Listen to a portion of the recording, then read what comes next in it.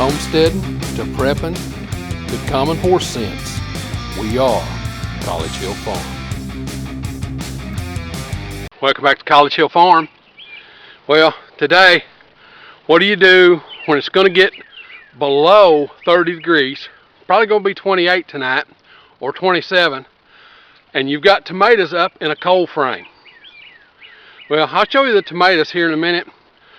All of the well, not all of them, but most of the hybrid tomatoes are up. The Rutgers and the Romas. The heirloom tomatoes aren't up yet, so I wouldn't be worrying. But the Romas and the Rutgers are up. So I'm going to have to do something to prevent them from freezing tonight. It's not just a frost, it's a freeze. So I'm going to have to get something in that cold frame to heat it up. Well, it's real simple what I'm going to do. It's the same thing we used to do in our well house when we had a well. We don't have a well now. We've got municipal water. But it's the same thing we used to do in our well house. I'm going to put 2 light bulbs in this, one at each end, and that will help keep the bed warm. It's going to be 27, 28 degrees. I need it to be above 32, so all I have to have is 6 degrees.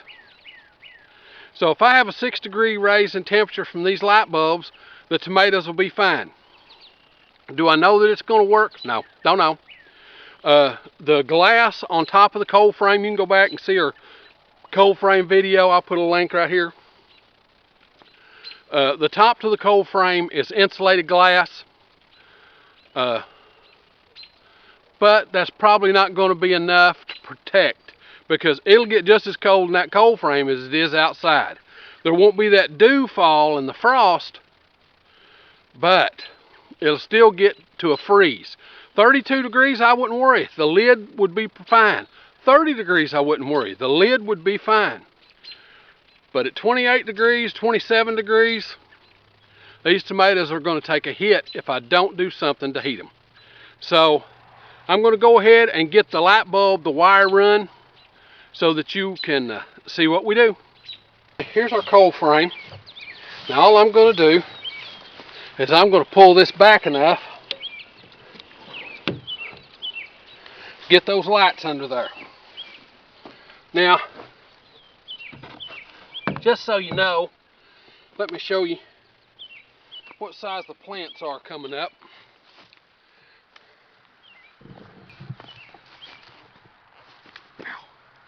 There's the plants. They're just tiny.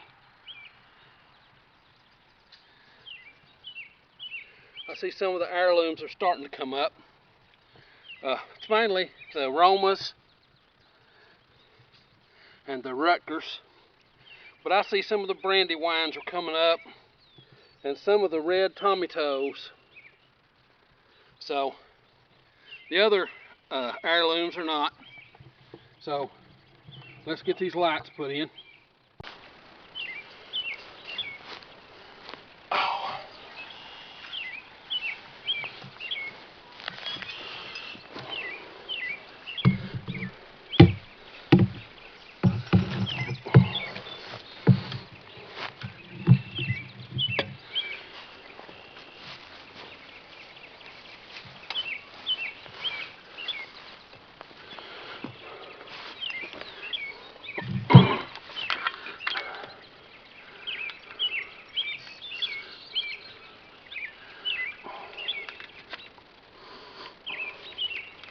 Since these are not coming up yet, I'll put that light right there. And then down here, these are not coming up yet. So, put that light right there. Probably have to put it toward the back.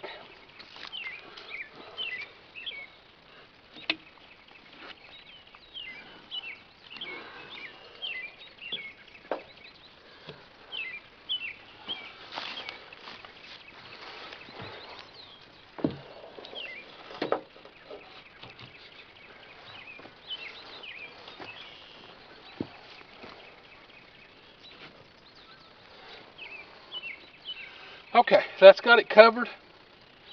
So, see if you can see that good. Oh yeah, you can see it. I'm gonna go get them plugged in.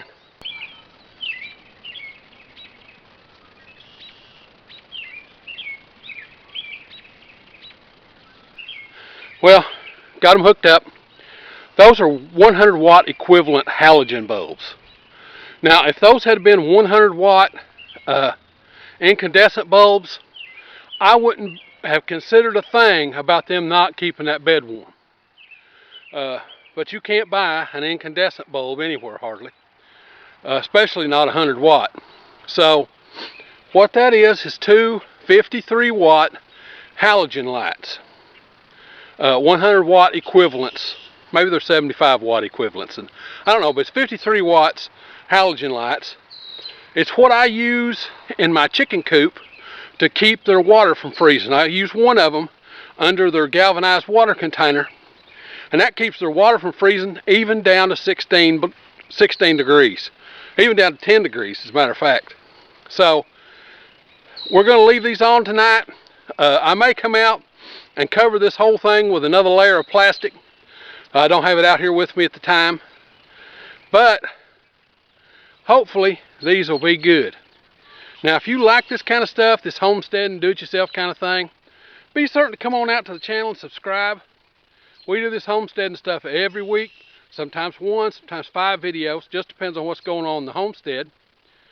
If you click the little bell, it'll notify you when we upload a video.